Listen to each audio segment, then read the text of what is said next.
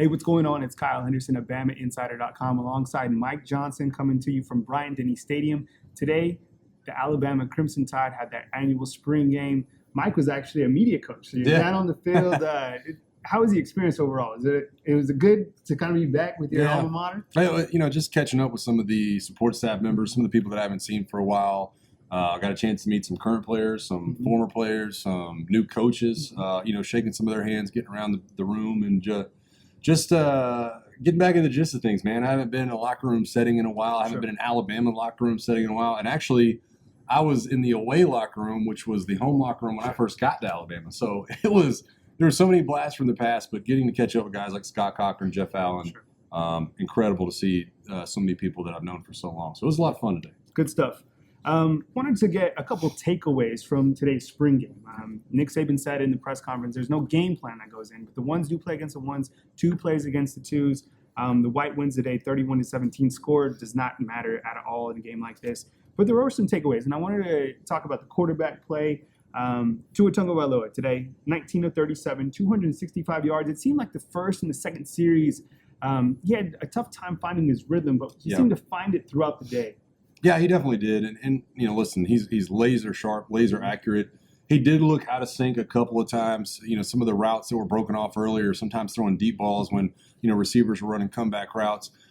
Sometimes there were miscommunications. Sometimes there were, breakdowns and protections. And sometimes, they were just good defensive plays. I thought Patrick Surtain and some of the other DBs really had extremely good games back in coverage. So, you're right. He just seemed out of sync, for a little while there. I think he got it going towards the end of the game, but I think he's going to be fine. I don't think it's any reason to panic. He was extremely accurate, which, to me is the biggest thing when you're watching a spring game. And once they develop those game plans and know who they're going against, know who they can pick on, then things start to come to the forefront. But I thought he had a relatively good day, just not good day based on Tua's standards. I think that's what we saw today.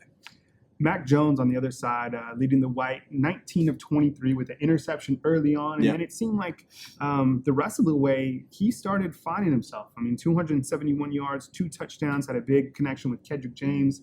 What were your thoughts on Mac Jones? Because we've talked about the number 2, the number 3 quarterbacks going in. So now seeing them play an A-Day on a bigger stage, takeaways from Mac Jones. Yeah, no, I was really impressed with, I guess it's poise, throwing the interception early and then coming back and really completing a significant number of passes. And, I think it kind of works hand in hand that we've always wondered about the depth of the interior defensive line and the pass rushers for the defensive side of the ball, because I thought the second string offensive line really protected pretty well. Evan Neal had a decent day. A lot of those guys have pretty good days. I was impressed with Pierce Quick today, some of the other players up front. So Mac Jones was allowed some time. Obviously, the receiver core is very, very deep. He's able to get the ball out. But I think poise and leadership was the biggest thing for me. I was on the sideline with Mac Jones and Taulia Tagovailoa. I really thought after the interception, he comes to the sideline and he's like, hey, let's go back and get this. He completes a number of passes, leads a 2-minute drive down there, gets a strike during a 2-minute drive, and is coming to the sideline, chest bumping, high-fiving, saying, they can't hold us. They can't do certain things. So I was impressed just, he's the elder statesman in the quarterback room. And I think that it tells you all you need to know that he really has taken that leadership role, and I thought it showed very well today.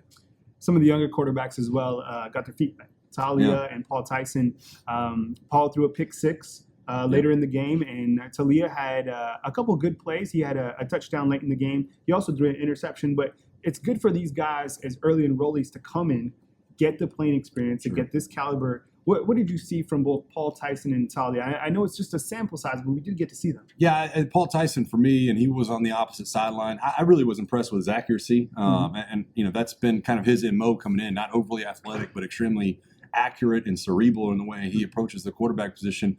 Taulia, however, I kind of shadowed Taulia throughout the day, and getting a chance to just see, he's a young guy, but he understands football. You can tell he's been around his brother for a while, and his dad has always coached to position him because he understands the game. He understands when routes are supposed to be broken off, and he's dealing with other early enrollees, but saying, hey, listen, when they're blitzing from that side, you've got to give me your eyes, and just communicating really well. So I talked to a number of support staff members, guys that are around the program, and are extremely excited about Taulia and kind of what he's shown already in a short time on campus. So I thought he was impressive. I thought he was everything he was built to be. Obviously, he'll get more comfortable in the offense moving forward, but I think the future's bright for him. The running game. Where was the running game? I don't know in a game like this if that goes more towards the defense because you can't really game plan for the defense. But we're looking at the stats right here. Najee Harris, 9 carries, 25 yards. Brian Robinson, 11 rushes, 44 yards. Shadarius Townsend, 30 yards, 4 carries. So what's the assessment right now of the Alabama running game? Well, I think it was a difficult day for them, and I think it speaks well. I was really impressed with guys like DJ Dale. Obviously a lot of eyes focused on DJ Dale and what he was able to do. I thought he played extremely well up front. And listen, whenever you have injuries that you have to Jedrick Wills and Matt Womack slides in, and then at some point they go to a backup for Matt Womack, those backups are on the other side of the field. You can't go straight to your second string offensive lineman. You have to mix guys in and kind of mix and match up there whenever you get guys, kind of mixed up. So I don't think there wasn't any sexy runs. I think there was a good surge up front. I think sometimes Najee and Brian Robinson and some of the other running backs tried to get outside a little too early, did not press the hole, tried to break tackles and go around the edge.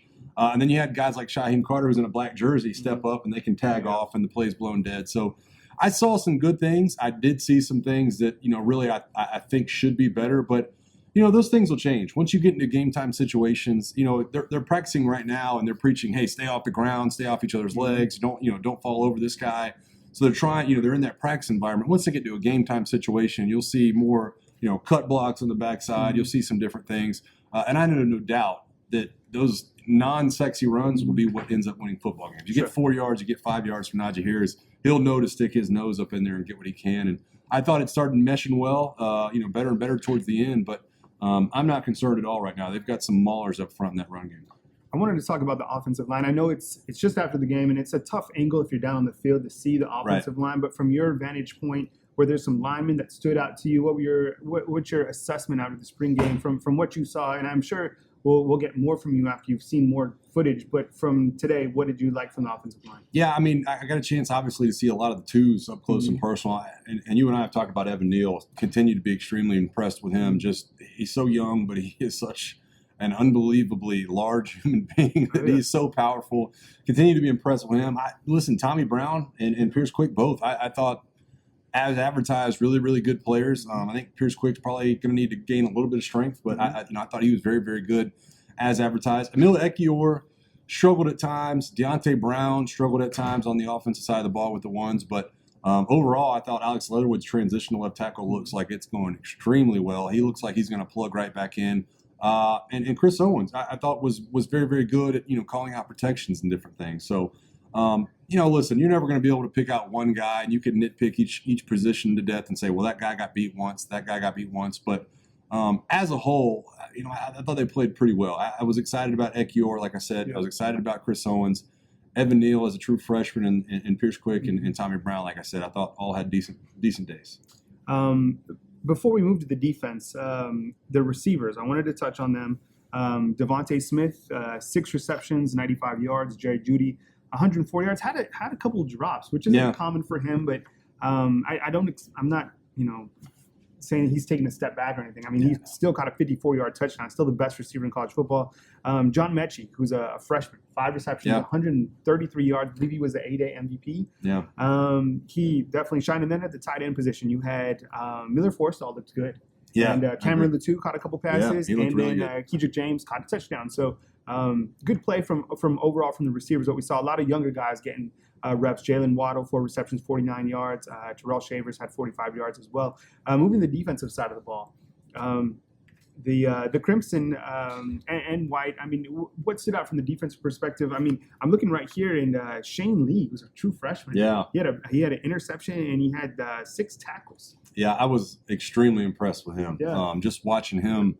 And, talking to guys like Scott Cochran, they're so excited about him. And he's really kind of a throwback style of middle linebacker that we haven't seen in Alabama in a while. Really thick, tree trunk legs. And but I really thought the vocal part of his game was what I was so impressed with. I mean, we talk about alpha males in the middle of the defense at Alabama, and it goes back, a decade now. But really, I could hear him from the sideline being vocal and, changing defenses and really pushing guys different direction and really getting on the defensive line and saying, you guys have to come on. So he was one of the most impressive players that I saw today. And being able to see him stand out, I'm really excited about what he's bringing.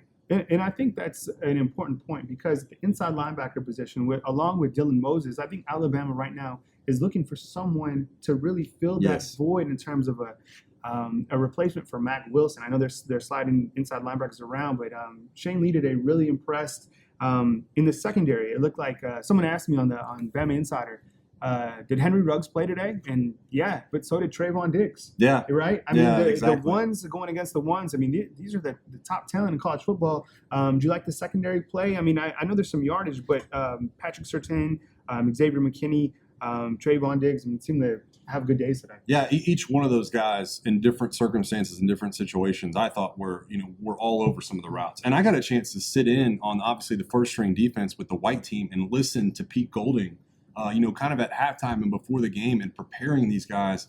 Pete Golding is one of the smartest defensive coaches I've ever seen, and he is preparing this secondary for the routes that are coming. And he's talking about combinations and when this guy's lined up here and that guy lined up here. So Diggs obviously so long, very, very fast. Patrick Surtain the same way. Had a couple of huge pass breakups, a couple of almost miraculous interceptions. And Xavier McKinney on the backside does such a good job with all the speed this offense brings, kind of keeping a cap on the back end of that defense. He was impressive as well. So all those guys, Jared Maiden even included in that, kind of a guy not afraid to come up and make tackles.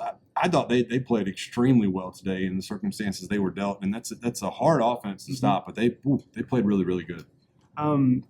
Rounding this out, special teams. I mean, we don't get a lot of chance and opportunities to see the special teams during the spring practices. Really none. Skylar DeLong, he was hitting some boots. I mean, he had a 54-yard punt, 190 yards on the day, 4 punts, average of 47.5. I mean, that's close to what J.K. Scott was doing. I mean, that says a lot. And then with the kicking game, you had Will Reichard.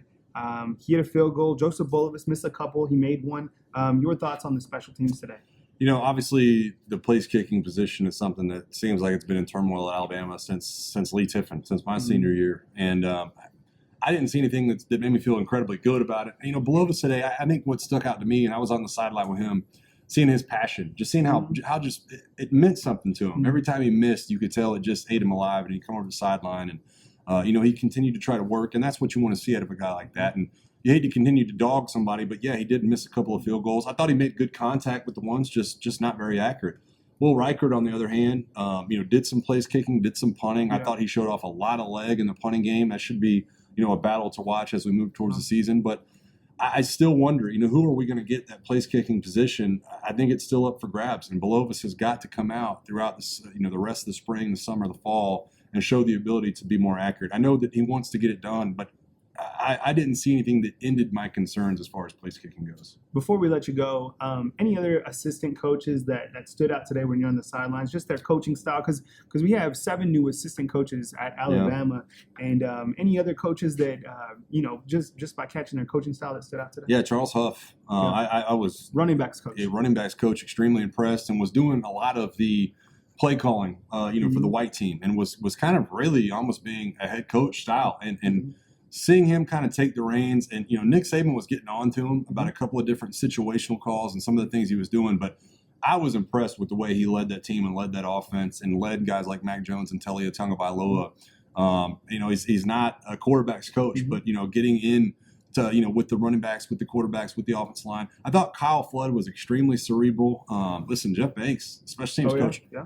I was just his wealth of knowledge and talking about, coverages and different things getting down the field. I thought it was awesome. So Charles Huff definitely at the top of that list. Pete Golding, I don't know that I've ever been that impressed with an assistant coach, the way he talks. I mean, listening to him up on the whiteboard, discuss defenses, discuss strategies. I mean, he's sitting there talking, and I'm like sitting there going, I don't know any of the terminology anymore. But boy, oh boy, he knows what he's talking about, man. It was extremely impressive, to say the least. Good stuff. He's Mike Johnson. My name's Kyle Henderson. We're coming to you from Bryant-Denny Stadium. Our takeaways after Alabama's spring football game. To catch more coverage on BamaInsider.com, go to the website. If you're curious to get behind that paywall and experience the daily nuggets, the promo code at checkout is simply Roll Tide. For Mike Johnson again and Kyle Henderson, we'll catch you guys next time. Thank you so much for being a subscriber on YouTube. We'll catch you soon.